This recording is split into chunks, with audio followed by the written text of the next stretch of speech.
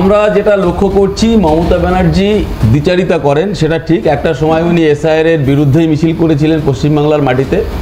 আজকে উনি লোক পাঠিয়েছেন, কিন্তু আমরা যেটা লক্ষ্য করছি, এনআরসির সময়তে উনি বলছেন, এনআরসি নিয়ে যখন আমাদের পশ্চিমবাংলা উত্তাল হলো এনআরসির বিরুদ্ধে, কিন্তু উনি আবার সেই ডিটেনশন ক্যাম্পের জন্য জমি দেওয়া থেকে শুরু করে যাবতীয় কাজ করলেন।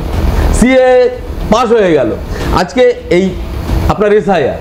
উনি যে আসলে কি চান সেটা বাংলার মানুষের কাছে স্পষ্ট নয়। এই কালে আমি একটা কথা বলি, মণিময়দা বললেন চোরের মায়ের বড় গলা। আমি বলছি চোরকে যারা রক্ষা করছে তাদের মায়ের কিসের গলা? মণিকাঞ্চনদা, সরি। তো চোরকে যারা রক্ষা করছে, সেই এসএসসি থেকে শুরু করে সমস্ত দুর্নীতিকাণ্ডের সমস্ত এজেন্সি আজকে ফ্লপ। আজকে তার উত্তরটা কে দেবে? মণিময়দার এত জোর করে বলার কি আছে? আজকে সত্যিই তো জ্ঞানেশ কুমার আজকে নির্বাচন কমিশনের প্রধান। নির্বাচন কমিশন কি করবে না করবে, বিজেপির বড় বড় মিটিং মিছিল থেকে প্রধানমন্ত্রী থেকে শুরু করে তাদের যে এসআইআরটা যেন বিজেপির এজেন্ডা। এসআইআর মাধ্যমে পশ্চিমবাংলা থেকে মুসলমানদেরকে তাড়ানো হবে, এই বক্তব্যটাই বিজেপির নেতাদের মধ্যে বারবার এসেছে। এই আতঙ্ক তৈরি করাটাই হচ্ছে সবচেয়ে বড় অপরাধ। আমি বলতে চাইছি, আজকে পশ্চিমবাংলার ভোটার লিস্টে এত মৃত ভোটার, এত ডুপ্লিকেট ভোটার বা এত শিফটেড ভোটার যেগুলো আছে, সেটা কেন ঠিক হয়নি? প্রতি বছর তো সামারিয়ার রিভিশন হয়, তাহলে সেই জায়গায় সেখানে নির্বাচন কমিশন কি করছে?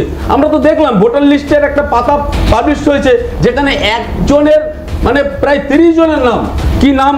বাবার নাম। হ্যাঁ, বাবার নাম, ওই জয়পতাকার স্বামী। এর দায়টা কার? এর দায়িত্ব নির্বাচন কমিশনকেই নিতে হবে। পাশাপাশি টোটাল ভারতবর্ষের যে অভ্যন্তরীণ নিরাপত্তার প্রশ্ন, এটা তো ঠিক কথা, আমাদের স্বরাষ্ট্র দপ্তর যেটা আছে সেখানে বিএসএফ ফেলিওর, তাহলে সেই জায়গা থেকে দায়টা তাদেরকেও নিতে হবে। আমরা বলতে চাইছি, পশ্চিমবাংলাতে শুধু নয়, সারা পৃথিবীতে মাইগ্রেশনের সমস্যা আছে।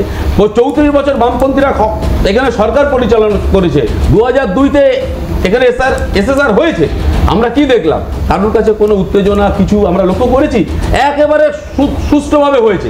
আমি বলতে চাইছি, বিএলওদের এই শর্ট টাইমে যেভাবে কাজের প্রেশার দিয়েছে এবং যারা নাগরিক তাদের মনের মধ্যে যে আতঙ্ক তৈরি হয়েছে, আমরা গ্রামে গ্রামে কাজ করতে গিয়ে মানুষের সহযোগিতা করার ক্ষেত্রে আমরা লক্ষ্য করেছি মানুষ আতঙ্কিত। একটা লেখাপড়া জানা ছিল, সে নিজে ফর্ম ফিল আপ করতে চাইছে না, যদি কিছু ভুল হয় আমার যদি তাড়িয়ে দেয়। এই আতঙ্ক তৈরি করার দায়িত্ব নির্বাচন কমিশন বা কেন্দ্রের সরকারের।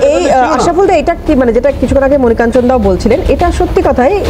অন্য রাজ্যগুলোতে কিন্তু এই এত মানে মৃত্যু বলুন বা এই যে বিতর্ক যেটা তৈরি হয়েছে বা যাই হয়ে থাকুক না, এই যে আমরা প্যানেল করছি এসআইআর নিয়ে, হচ্ছে কি কোনো রাজ্যে? দেখুন, আমার কাছে স্পষ্ট কথা, মৃত্যুর কারণ তার ডেথ সার্টিফিকেটে উল্লেখ করা থাকবে, ডিপ্রেশনে কি অন্য কিছু কারণে, সেইটা বিষয়টা কিন্তু ভালো করে স্পষ্ট হয়নি।